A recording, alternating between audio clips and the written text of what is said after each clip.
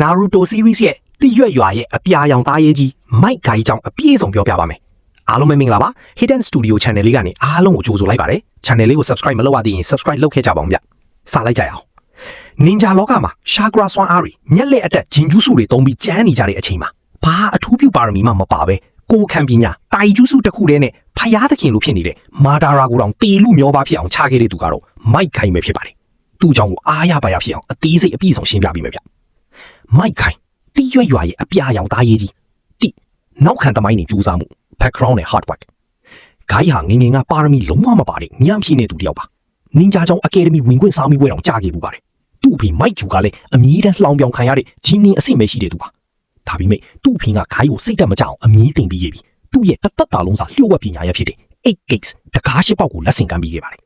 နောက်ပိုင်းမှာသူ့အဖေကဂိုင်းနဲ့သူ့တငယ်ချင်းတွေကိုကာကွယ်ဖို့ Seven Swordsmen of the Mist ညူရွာကထားမြောင်9ယောက်ကိုတယောက်ထိရင်ဆိုင်ရင်တကားရှိပေါက်လုံးဖွင့်ပြီးအသက်ပေးသွားခဲ့ပါတယ်ဒီဖြစ်ရကခိုင်းကိုစူးစမ်းမှုကပါရမီကိုအနိုင်ယူနိုင်ရမယ်ဆိုလေတာမဏိစိတ်တက်ဖြစ်စီခဲ့တာပါနဲ့သူဘယ်လောက်ထိကျန်းတယ်လဲဘာဝလဲပဲသူ့ကိုတာမန်အချိန်မှာကြည့်ရင်ဟာသလူပြက်ကြီးလိုအမြဲတမ်းစွမ်းအင်တွေလျံပြီးမျက်ရည်တွေဝဲနေတဲ့သူထင်ရပေမဲ့တကယ်တိုက်ပွဲတွေမှာတော့သူဟာကိုနိုဟာရဲ့အားအကူရဆုံးထိတ်တန်းဖဲချက်ဖြစ်လာပါတယ်အကက်ဆူကီမကိဆာမဲကိုနှိမ်နှင်းခြင်းကိဆာမဲကချက်ကရာစွမ်းအားတွေကိုစုပ်ယူပြီးအရန်ကျန်းနေသူပါဒါပေမဲ့ဂိုင်းကချက်ကရာတိုက်ကွက်တွေကိုမတုံးပဲကိုခံပညာတီးတက်နေပင်တိုက်ခိုက်တာမို့ကိဆာမဲရဲ့စွမ်းရည်ကအတုံးမဝင်တော့ပဲဂိုင်းရဲ့လက်ချက်နဲ့ပဲအတိမိသွားခဲ့ပါတယ်မာဒါရာကိုအသက်လူစေခဲ့ခြင်း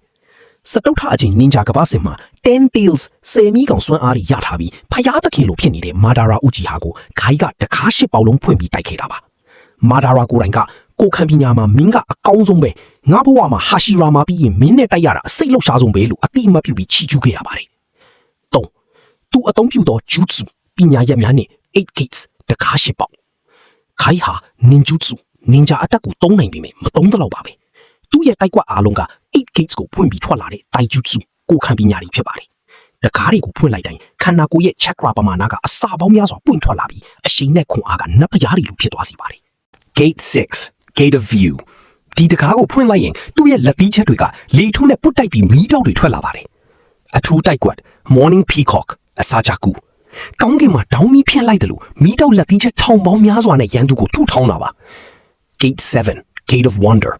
ဒီအစစ်မှာတော့သူ့ရဲ့ကိုယ်ကထွက်တဲ့ချွေးတွေကအပြာရောင်အငွေ့အသက်တွေဖြစ်ပြောင်းလဲသွားပြီးအပြာရောင်သားရည်ကြီးဖြစ်လာပါတယ်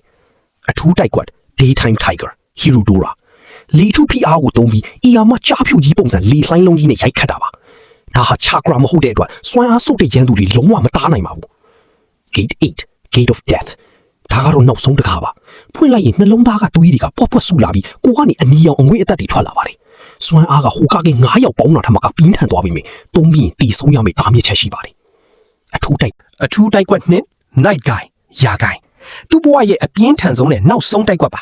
သူ့ရဲ့အနီရောင် chakra တွေကငကားကြီးတစ်ကောင်ဖြစ်ပြောင်းလဲသွားပြီးဟင်းလင်းပြင် space ကိုပါကွေးညွတ်သွားစေလောက်တဲ့အရှိန်နဲ့ကန်တာဖြစ်ပါတယ်မာထာရာရဲ့ကိုယ်တစ်ချမ်းလုံးညှပ်ပျက်စီးသွားခဲ့ပါတယ်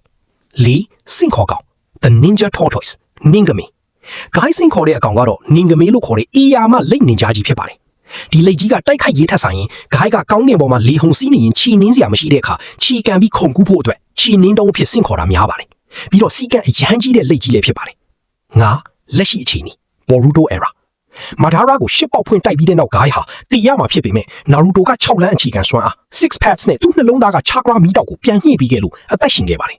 ဒါပေမဲ့သူ့ရဲ့ညာဘက်ခြေထောက်ကတော့ပြန်ကောင်းမလာတော့ပဲဘီးတက်ကလထိုင်နေနေရပါတယ်ဒါတောင်မှဘော်ရူတိုထဲမှာခြေတစ်ဖက်ထဲနဲ့ဓမြက်တွေကိုဒူးနဲ့လိုက်တိုက်နိုင်သေးတဲ့အထိကြမ်းနေလုံးပဲဖြစ်ပါလေအနှစ်ချုပ်ဂိုင်းဆိုတာပါရမီမပါလဲဇွဲလုံလဝီရိယရှိရင်ကဘာကြီးကိုကင်လှုပ်နိုင်တယ်ဆိုတာတက်တည်ပြသွားတယ်တိရွက်ရွာရဲ့အစစ်မှန်ဆုံးသူရဲကောင်းကြီးဖြစ်ပါလေဗျ